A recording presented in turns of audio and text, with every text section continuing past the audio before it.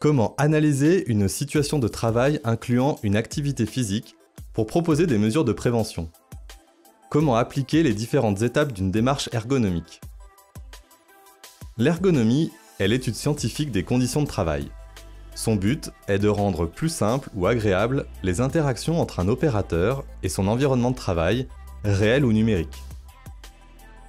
La démarche ergonomique se fait en 3 étapes. Il faut, en premier lieu, étudier le poste de travail pour décrire les composantes de travail.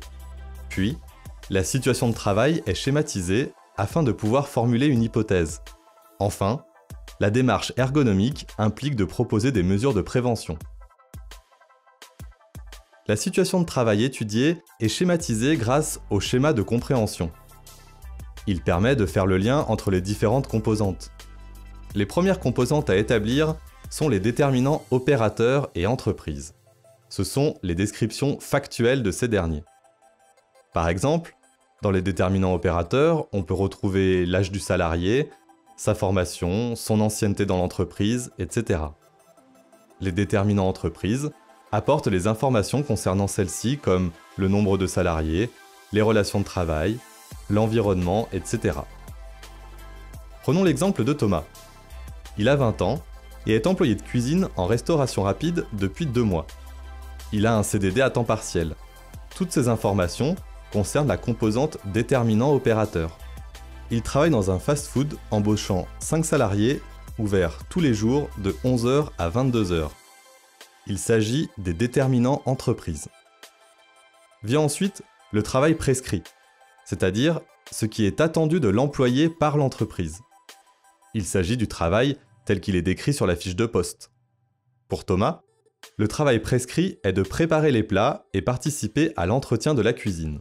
À partir de là, il est possible de déterminer le travail réel divisé en 2 parties.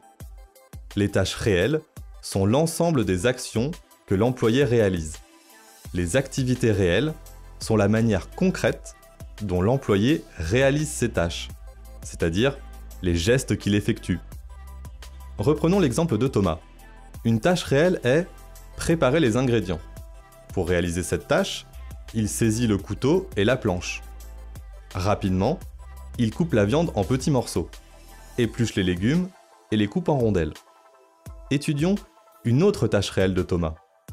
Dans son activité de travail, Thomas doit aussi maintenir la cuisine propre et rangée. Pour réaliser cette tâche, Thomas passe un chiffon imbibé d'une solution nettoyante, se déplace dans la cuisine, saisit manuellement les ustensiles de cuisine pour les ranger à leur emplacement. Ensuite, les 2 dernières composantes concernant les conséquences que la situation de travail entraîne chez le salarié et l'entreprise. On parle des effets opérateurs et entreprise. Par exemple, Thomas peut être victime de fatigue et de douleurs dans le bas du dos. Ce sont les effets opérateurs. Cela entraîne également une diminution de la vitesse du service et un mécontentement de la clientèle. Une fois le schéma de compréhension complet, on cherche à établir un lien de causalité entre un effet opérateur, donc une conséquence sur le salarié, et les facteurs de cause possibles. Il y a souvent plusieurs facteurs de cause. L'effet est dit multifactoriel. Par exemple, dans le cas de Thomas, il peut être fatigué car il est toujours debout, qu'il doit effectuer ses activités rapidement et qu'il se déplace en permanence dans la cuisine. Thomas peut aussi subir de la fatigue car il travaille le week-end et parfois tard dans la journée. De plus, il a très peu d'expérience dans ce métier. L'effet fatigue est donc multifactoriel. Ce lien de causalité est représenté sur le schéma de compréhension par une flèche reliant les causes à l'effet. Cela mène à la rédaction d'une hypothèse de travail selon le modèle suivant. Il semble que déterminant opérateur et déterminant entreprise conduisent l'opérateur à travail réel, ce qui entraîne effet opérateur. Pour Thomas, l'hypothèse de travail donnerait « Il semble que la faible expérience de Thomas et le travail en horaire décalé conduisent Thomas à effectuer ses tâches debout et très rapidement, ce qui entraîne sa fatigue. » La démarche ergonomique se termine par la proposition de mesures de prévention. Il existe 3 niveaux de prévention. Le niveau 1 correspond à la suppression ou la diminution du risque. Dans le cas de Thomas, la solution pourrait être d'embaucher une personne supplémentaire pour qu'il puisse travailler moins vite.